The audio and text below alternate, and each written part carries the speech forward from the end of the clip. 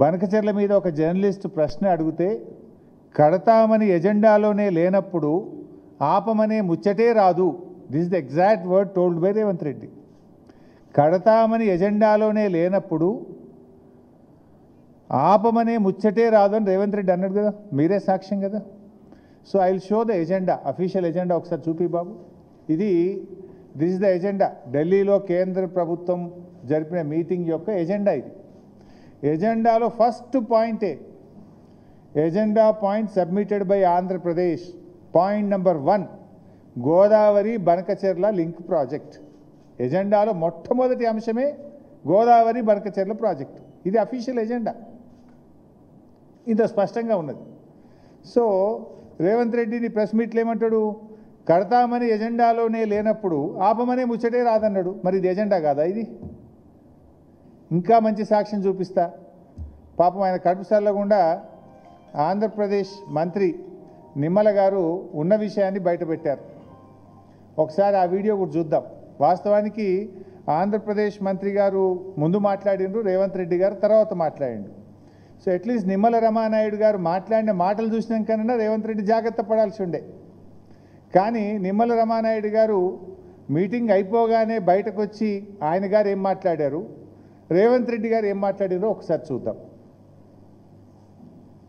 మరి మెయిన్గా ఏదైతే ఆంధ్రప్రదేశ్ రాష్ట్రం నుంచి పోలవరం బనకచెర్ల ప్రాజెక్టు అంశం మీద ఏదైతే ఆంధ్రప్రదేశ్ ఇచ్చినటువంటి అంశం మీద, అదేవిధంగా తెలంగాణ రాష్ట్రం కృష్ణా గోదావరికి సంబంధించినటువంటి ఏవైతే రేజ్ చేసిన ఇష్యూస్ ఏవైతే ఉన్నాయో ఇవి రెండు కూడా టెక్నికల్ ఇష్యూస్ అన్నీ కూడా ఇన్వాల్వ్ అయి ఉన్నాయి. కాబట్టి ఈ టెక్నికల్ ఇష్యూస్ని ముందుగా ఒక పరిష్కారం చూపేటటువంటి విధంగా ఒక కమిటీని నిర్ణయం తీసుకోవాలని, ఏదైతే ఈ యొక్క కృష్ణా గోదావరి ఇష్యూస్, అదేవిధంగా పోలవరం బనకచెర్లకు సంబంధించినటువంటి ఈ యొక్క రెండు సబ్జెక్టుల మీద కూడా మరి ఇటు టెక్నికల్ అదేవిధంగా అడ్మినిస్ట్రేటివ్ ఆఫీసర్స్తో కలిపి క్లియర్గా రేవంత్ కూడా ఒకసారి చూపించు మన మిత్రుల కోసం. ఒకసారి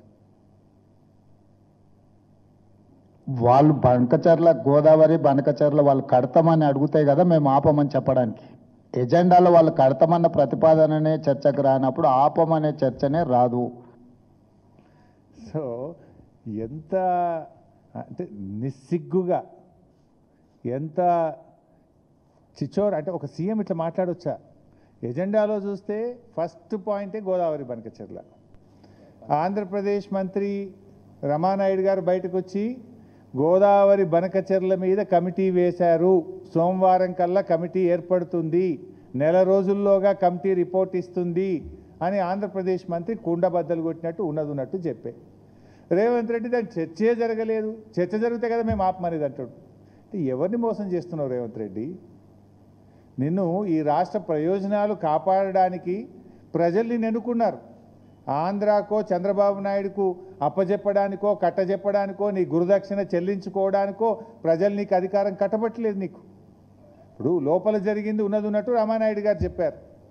రేవంత్ రెడ్డి దాచాలను చూసిండు, దాచాలను చూసినా నిజం నిప్పు లాంటిది, నిజం ఇలా బయటకు వచ్చింది, దాగలేదు. ఇప్పటికైనా బేషరతుగా క్షమాపణలు చెప్పు రేవంత్ రెడ్డి గారు. బేషరతుగా నువ్వు రాష్ట్ర ప్రజలకు ఇంత బాహాటంగా అబద్ధాలు చెప్పినందుకు నువ్వు క్షమాపణ చెప్పాలని చెప్పి ఈరోజు మేము డిమాండ్ చేస్తూ ఉన్నాం.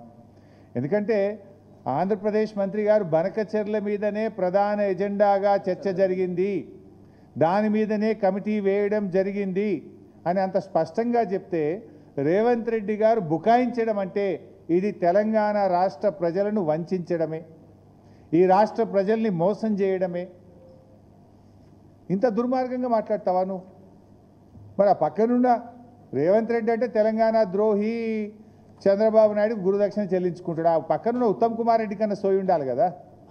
ఉత్తమ్ కుమార్ రెడ్డి అన్న నిజాయితీగా మాట్లాడాలి కదా. ఇలా రాష్ట్రంలో నడుస్తున్నది కాంగ్రెస్ పాలన కాదు, ఇలా బీజేపీ టీడీపీల రిమోట్ పాలన నడుస్తూ ఉంది.